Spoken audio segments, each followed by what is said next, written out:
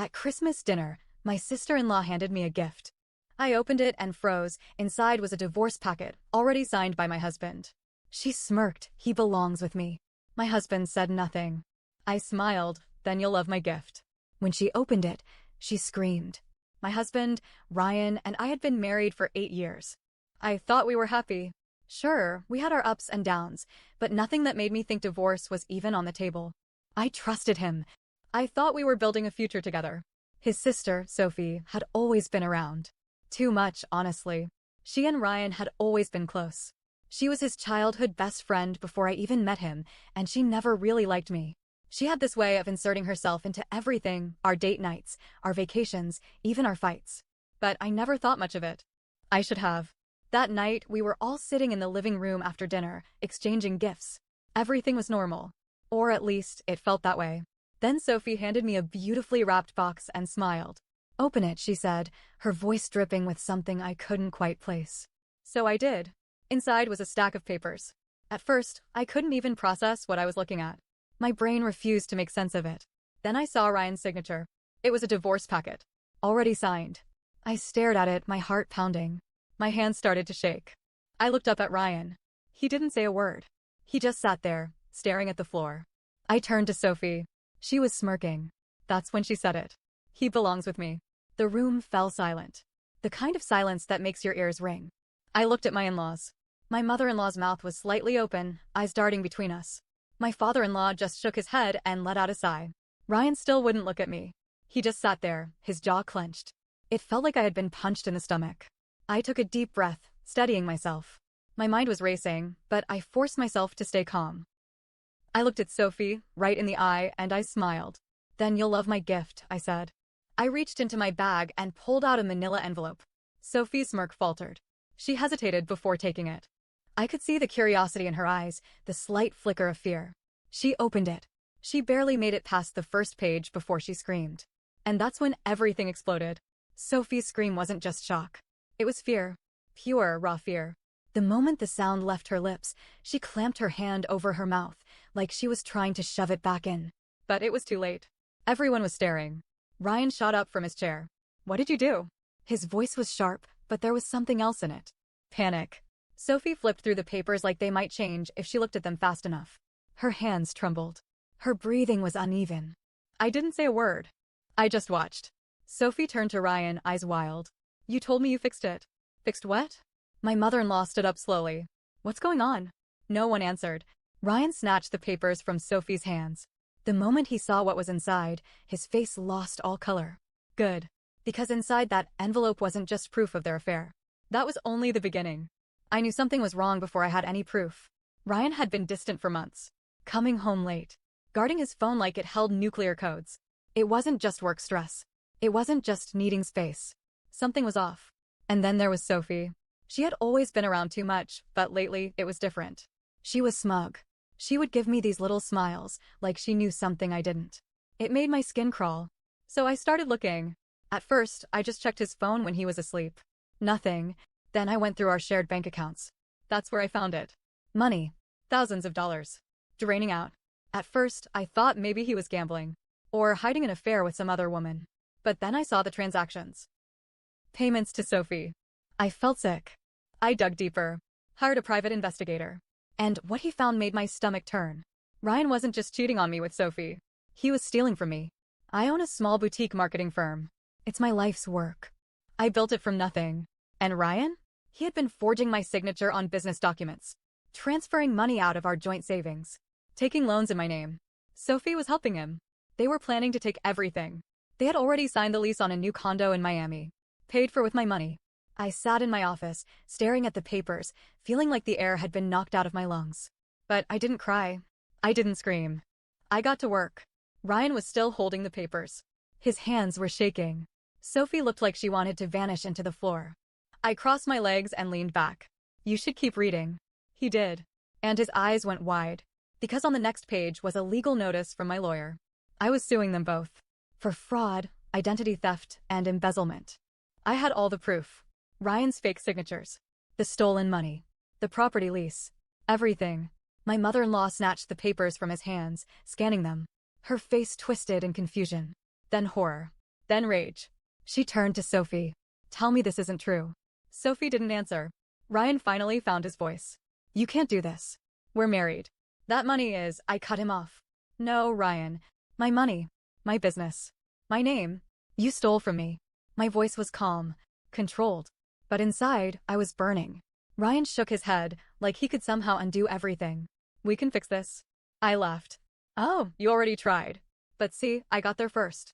Because while they were sneaking around behind my back, I was moving ahead of them. I had already emptied our joint bank accounts, froze the credit cards, sold the house. They had nothing. Ryan stepped forward, his voice dropping. Let's talk about this privately. No. No more secrets. No more whispers. They had made this public. They wanted to humiliate me? Fine. Now it was their turn. I pulled out my final card. A USB drive. I handed it to my father-in-law. Plug it in. Sophie let out a strangled no, but it was too late. The TV lit up.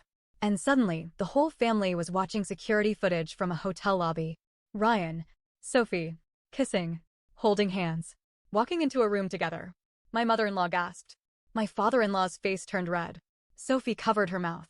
Ryan just stood there, frozen. I stared at them both. Merry Christmas. Sophie's scream was sharp, raw, like she had just been stabbed. Ryan turned to her, panicked. What is it? She didn't answer. She just clutched the papers like she could make them disappear if she squeezed hard enough. The whole room was dead silent. The only sound was the fireplace crackling. Ryan grabbed the papers from her hands, scanning through them. His face went pale. Where the hell did you get this? I tilted my head, smiling. I don't think that's the question you should be asking. Ryan's hands were shaking as he flipped to the next page. That's when the real panic set in. Because it wasn't just the fraud charges. It wasn't just the stolen money. There was an arrest warrant attached. I had spent weeks gathering evidence. My PI had done his job well. There were bank records, transaction logs, and even surveillance footage. But there was one thing I hadn't expected to find. Sophie and Ryan weren't just stealing from me. They were laundering money. Apparently, Ryan had gotten in deep with a shady real estate deal. Something about flipping properties with unreported cash. At first, I thought it was just him. But Sophie's name was on some of the contracts, too. And that's when it hit me. They weren't just screwing me over. They were breaking the law. So I made a phone call. To the IRS. Ryan took a step back, shaking his head. This isn't real. This isn't real. Sophie looked like she was about to pass out. You wouldn't. I leaned forward. Oh, but I did. My father-in-law grabbed the papers from Ryan's hands, reading through them. His face hardened. My mother-in-law gasped. What the hell is this? Ryan bolted for the door. That's when the sirens started. I had met with a lawyer. Told them everything. By the time we were done, my case wasn't just civil, it was criminal. Turns out, when you forge someone's name on business documents, banks don't like that. Neither do the feds. So I gave them everything. Every bank transaction, every fake signature, every contract. And they took it very seriously. They told me Ryan and Sophie were already under investigation. My evidence? It was the missing piece they needed. And then came the kicker.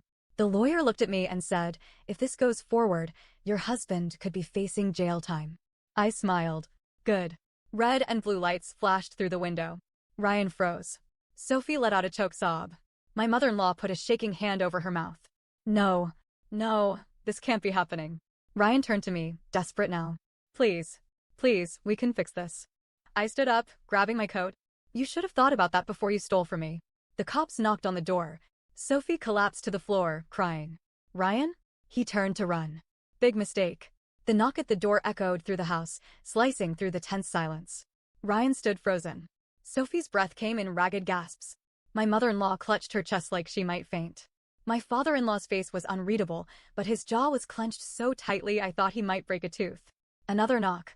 This time, a voice followed. Charleston PD, open the door. I turned to Ryan, arms crossed. Are you going to get that, or should I? For the first time, Ryan looked afraid. Sophie shot to her feet, gripping his arm. You promised me this wouldn't happen. Her voice cracked. Ryan shook her off. Shut up, Sophie. That was a mistake. Her face twisted into something ugly. She let out a sharp laugh, wild and unhinged. Oh, don't you dare act like this is all on me. My father-in-law stepped between them. Someone better start explaining. No one moved. No one spoke. So I did it for them. Ryan and Sophie have been sleeping together. Gasps rippled through the room. Ryan flinched like I had slapped him.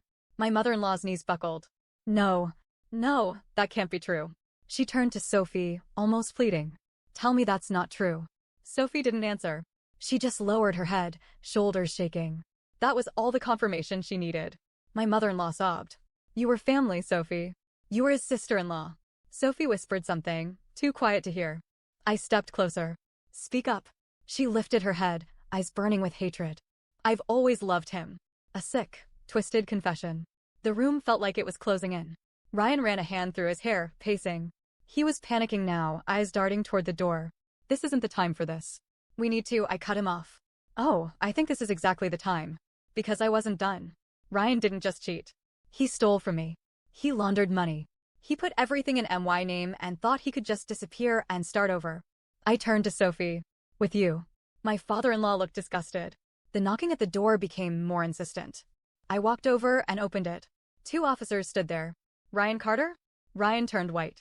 The officers stepped inside. Mr. Carter, we have a warrant for your arrest. You're being charged with fraud, identity theft, and financial misconduct. Ryan bolted. He barely made it past the hallway before one of the officers tackled him to the ground. Sophie screamed, scrambling after them. Stop. You don't understand. This is her fault. I let out a laugh. A full, genuine laugh. Oh, this should be good. Sophie turned on me, her face red, streaked with tears. You're the reason he had to do this. You never made him happy. You were selfish. You slap. My mother-in-law's hand connected with Sophie's face so hard that it echoed. Everyone froze. Sophie stumbled back, stunned. My mother-in-law's chest heaved. Her face was wet with tears. How dare you? Her voice shook with pure rage.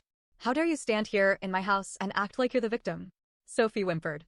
But I shut up. That came from my father-in-law. His voice was dangerous.